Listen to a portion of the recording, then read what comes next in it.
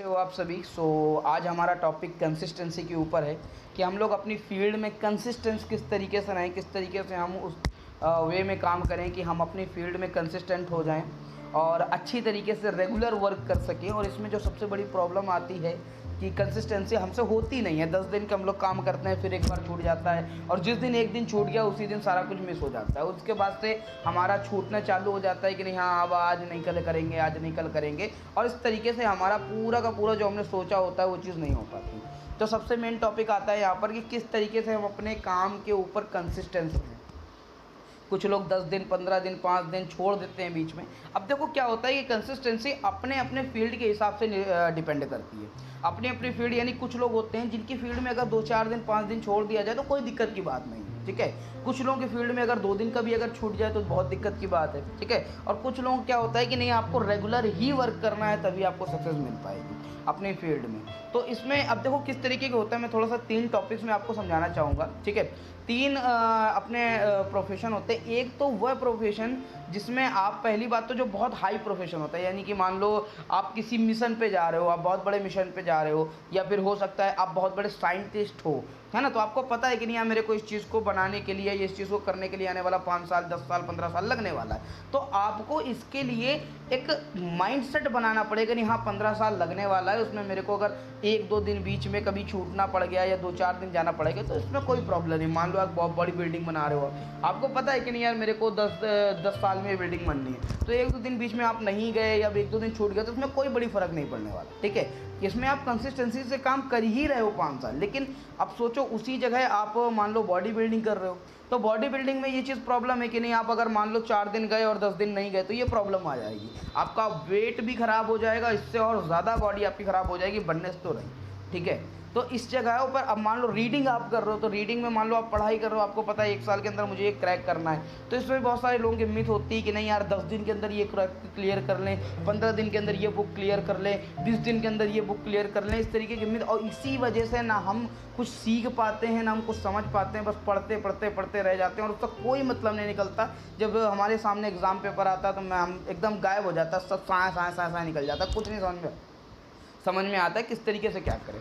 तो आज 3 टाइप के आपको थोड़ा कंसिस्टेंसी के बारे में बताऊंगा, 3 टाइप के पर्सन्स के लिए, ठीक है।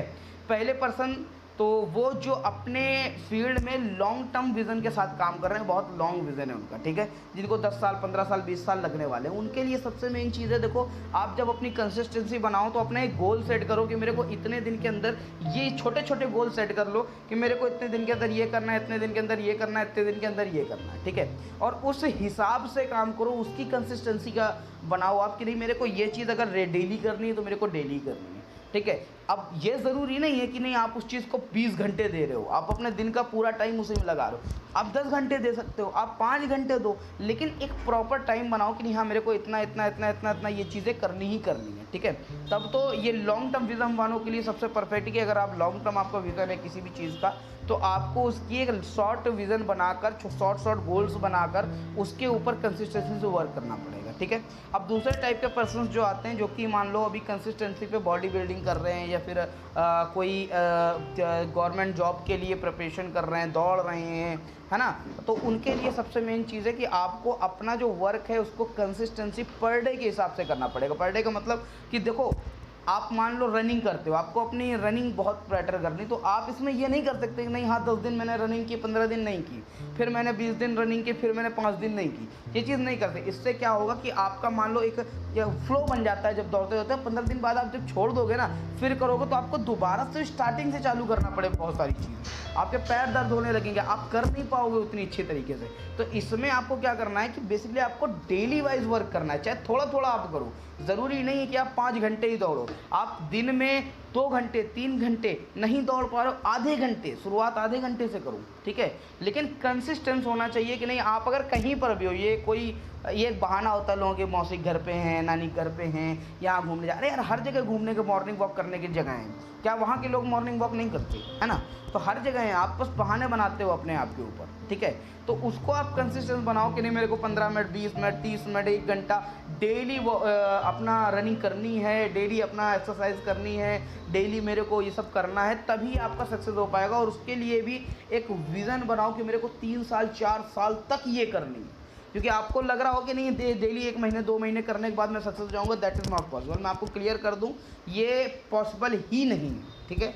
आपको अपना विज़न बनाना पड़ेगा, अपने गोल सेट करना पड़ेगा कि मेरे को 2 साल तक, 3 साल तक, हाँ ये गोल बनाओ कि आज मैं 2022 में हूँ तो मेरे 2025 में जाकर इतना बड़ा कहते हैं ये बन जाऊँगा, या फिर मैं इतनी अच्छी रनिंग करने लगूँगा, या फिर मैं इतने मिनट में इतने किलोमीटर्स या इतना दूरी में तय कर लूँगा, समझे। तो इस तरीके से आप इस चीज़ को वर्क करो, ठीक है।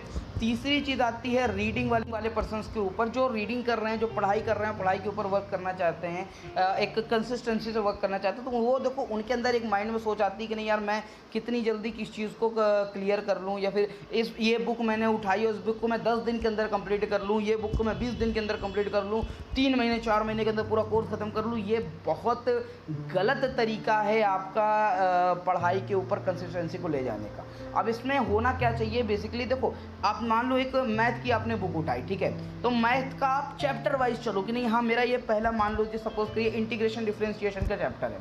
उसमें क्या है कि आपको आपका टारगेट क्या होना चाहिए कि नहीं 10 दिन के अंदर, 15 दिन के अंदर मैं पूरे के पूरे चैप्टर को ख़त्म करूंगा। और इसमें ऐसा नहीं होने वाला कि मैं सिर्फ सवाल लगा रहा हूँ, नहीं, आपको क्या कि उसकी जड़ तक जाना है। इंटीग्रेशन डिफरेंशिएशन बना क्यों, क्या यूज़ आता है, प्रैक्टिकली क्या यूज़ है। सिर्फ सवालों के चक्कर, सवालों मैथ में हमारी सबसे बड़ी प्रॉब्लम होती है, हम सवालों के ऊपर चले जाते हैं, हम कभी प्रैक्टिकली उसको नहीं देखते कि क्या यूज़ आता है। जब आप प्रैक्टिकली समझने लगोगे ना तो सवाल आपके लिए बहुत आसान हो जाएंगे।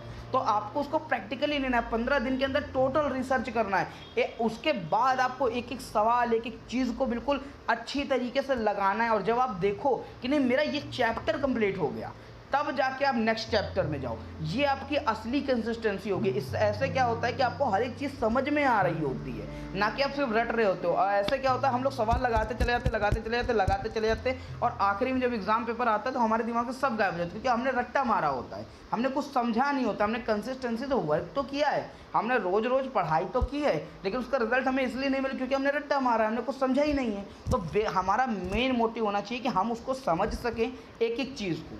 So wish you all the very best. आप